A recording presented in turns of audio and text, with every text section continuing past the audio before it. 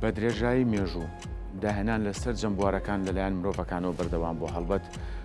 ئێمەی کوردیش ئەو پشکەمان بەرکەوتووە هاوڵاتیانی کورد لە چەندین بواری جیاوازدا داهێنانیان کردووە. ئەوەی کە من قسەی لەسەرەکەم ئەمڕۆ پیشەکارێک لە شاری دوهۆک لە ڕێی چەند ئامێرێکەوە کارەبا بەرهەم ئێنێت. هەڵبەت بە سوپاسەوە بەڕێز سەعید باپیرم لەگەڵایە. کاک سەعید بەیانیت باش. سوپاس کاتی خۆت بە ئێمە بەخشی. هەڵبەت ئێمە بە شێوەیەکی مەیدانی کاک سەعید وەرەگرین. بەیانیت باش. بەیانی باشتر چاوم خێر و سڵامەتی ئالام سارە. زۆر سوپاس کاک سەعید. زۆر سپاس. ئەگەر بکرێت بە شێوەیەکی گشتی باسی پرۆژەکەمان بۆ بکەیت و پلانی داهاتووت چێ بێ دواتر؟ نسبەتی پروژە نایە نهۆنە ناشینینە 2005 دەست پێ کامەبی بۆ vان پروژە ومە تێستێک جی کردە لە ساڵە 2005 گوندێکی منتەقە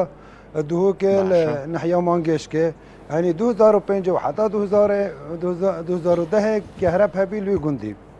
بەڵێ کاک سەعید ئەوەندەی من بزانم ئەو پرۆژەی تۆ لە یەکێ لە دەراچەکانیش سوودی لێوەرگیراوە. ئەگەر باسی ئەومان بۆ بکەیت.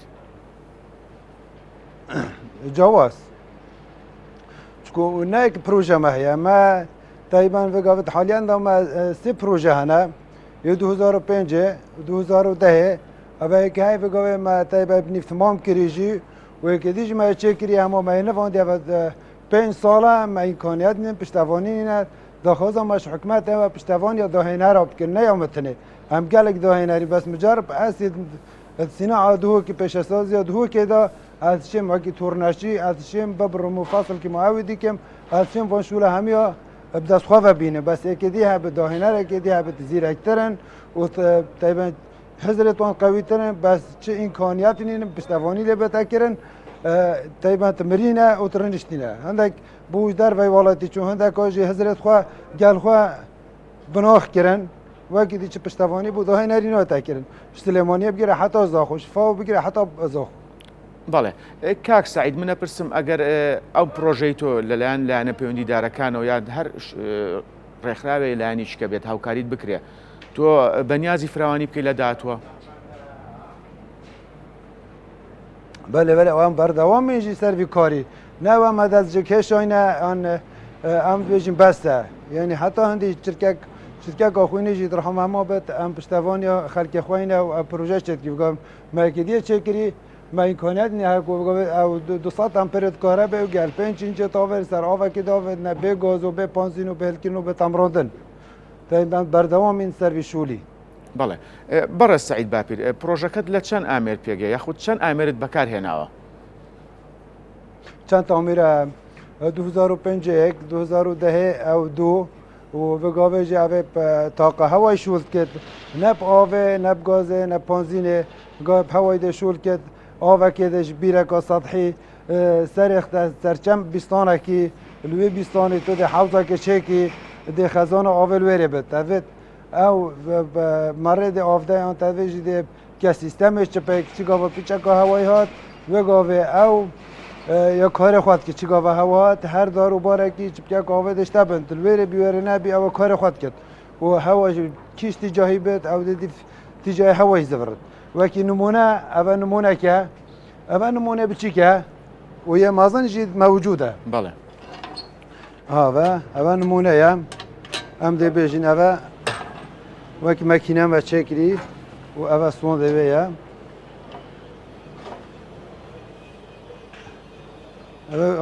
دیێ حرەکی دێتە چێکردن یاتە چێکردنجی و یە مازنجی مەوجودە ئەوە بچوو ئەم نەشن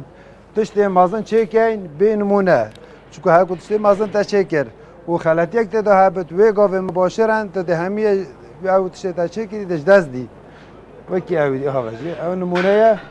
ئەوە مای چێکری ناوە مە ئێستیرات کرێش عردەکینەوەن جۆمەرەکی ما چێکریە دی فکر حزرێت خۆ مای چێکری و دیفتی جای هەوای دەبڕێت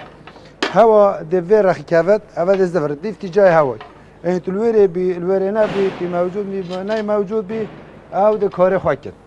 ئەوە نمونە و ئەویژی نعم هما على قطرة شكرية وما شبينا أبي برات اختراع البغداد هاي وزارة تخطيط تقيس وسيطرة نوعية الجادرية وأكيد بيجي النمونة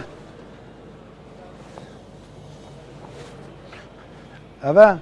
برات اختراع يومي أما نمونة بين سال أول بغداد وقت هاتي تسجيل كني التسجيل نموذج صناعية عراقيا ملكيا فكريا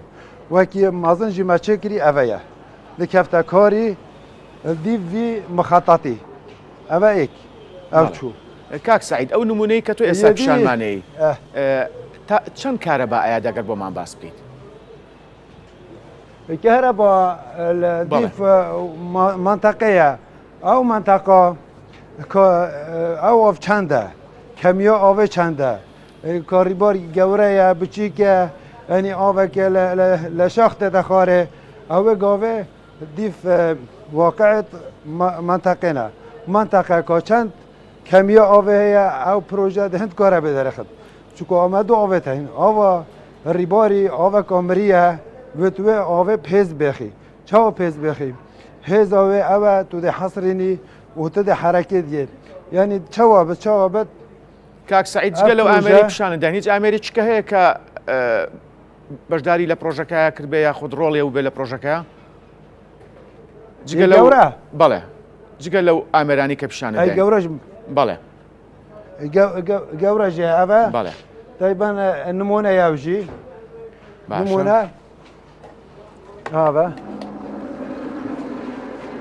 أول جورا نفس حركة إيش ذكر نفس حركة كار ذكر أقول جورا موجودة الفيري الجورا موجودة أبيجي برات اختراع هي البغداد أو تسجيل كيرن البغداد برات اختراع موجودة أو يصير ميزير أبي بله أو نموننا أم بتشين وای اول ویره اول یعنی بیجا 5 ساله هاو بیجا مشکل کن اول تحساب که وکی هی بچی که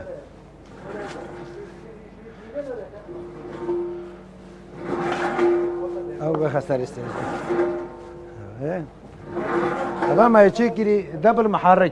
دبل محرك يا وقت دبل محرك بعد همشم دو کارا ببینی تقریبا دو تولید دادن است در آن یکی که تولید کهرباء یکی که خنزیر آب پاوشت بو زراعت جیب کارتد و کهرباء جیب کارتد برهم و اما تاقیق بکریه 150 امپر حتی 200 امپر کهرباء درخت باشه و رخت 5 اینجت آوه دستر رخت کیراتیا 100 متر بلنداهی کاک سعید ئەگەر لە داهاتوە ئامادەی 40 مترک بەڵێ کاک سعید ئەگەر لە داهاتوە هاوکاریت بکرێ و پرۆژەکەت فراوانتر بکەیت پێویستت بە ئامێری ترە بێت ئامێری پێشکەوتو بۆ نمونە طبعا هەکو بگە پشتیوانی هەبێت وەکی داهێنەر خوددانت هزرا پیدا ببن وەلێک کۆم ببن وێ گاوێت تشتێت لاو دێنە چێکیرن ئەم هەوجای هەندە مرۆڤ نابین ئەم هەوجای دەور و بەرێتخوا نابین چکو ام نکیم ترین وقتی به اشترکا و عربا و فارسا و اجنبیا ام جو خدان هزرین رب العالمین عقلی که کلاس سر مدا یعنی شول بکه یعنی هزار خواب بکه او تشتیت ده تدوی مستر و دنیای بود اداینا و تب کار بینی باشی تدوی خرابی و گاوه ام تسمنه چه کری کسی پشتوانی نکریه اج 2005 حتی و گاوه بس استفاده کوبکه که جگاره جی من ندیدی من نمنو نعیالم بس امنت پشمانی سروی تشتی و هم برداوم سروی تشتی